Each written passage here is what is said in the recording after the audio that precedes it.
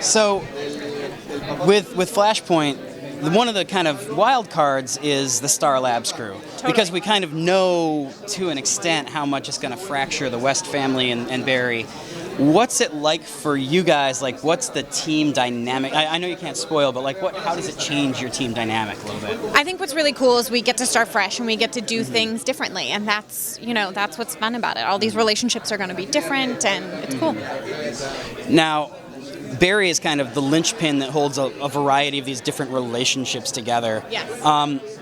How does Caitlin herself differ in kind of the changed? Because I would imagine that your process of grieving, with Ronnie is different, and your process of whatever is different. I mean, that was my pitch, was that if we're flashpointing, maybe Caitlin and Ronnie are happily married.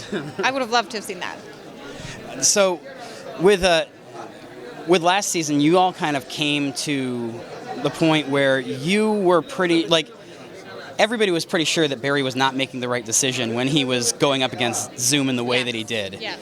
And then he turned he did a around. time remnant. Yeah.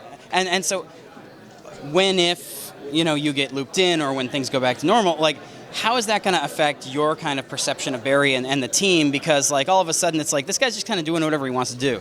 I mean, I think it's been really cool to see sort of the growth of the character of Barry Allen over the last two seasons. In season one, he comes across as a little bit more naive and looking for guidance, and in season two, he's really stepping into a position of power and authority a little bit more.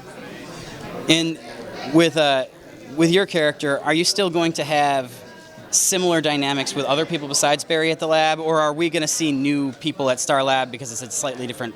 Well, who says there's a Star Labs? I'll let that be the last line because it's a good thing to end on. Good seeing Thank you so you. much.